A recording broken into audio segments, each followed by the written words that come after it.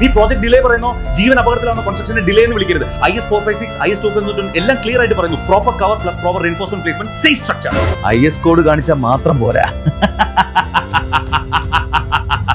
Client complaint വന്ന നീ തെളിവ് കാണിക്കണം. നിങ്ങൾക്ക് തെളിവ് വേണമല്ലേ?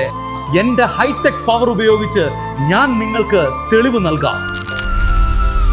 കവർ ബ്ലോക്ക് ഇല്ലാതെ reinforcement, improper spacing, reinforcement missing, all violations recorded. ഇപ്പൊ എന്റെ കയ്യിൽ നിനക്കെതിരെയുള്ള തെളിവുകളുണ്ട്.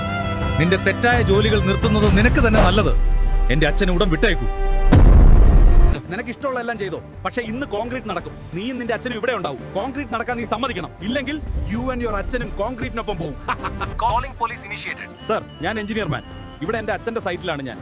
ഇവിടെ ഇല്ലീഗൽ കൺസ്ട്രക്ഷൻ നടക്കുന്നു. ഗുരുതരമായ IS കോഡ് വയലേഷൻ ഉണ്ട്. പോലീസ് വിളിച്ചിട്ട് കാര്യമില്ല. കാരണം നീ പോലീസ് വിളിക്കുമ്പോൾ ഞാൻ മന്ത്രിയെ വിളിച്ചു.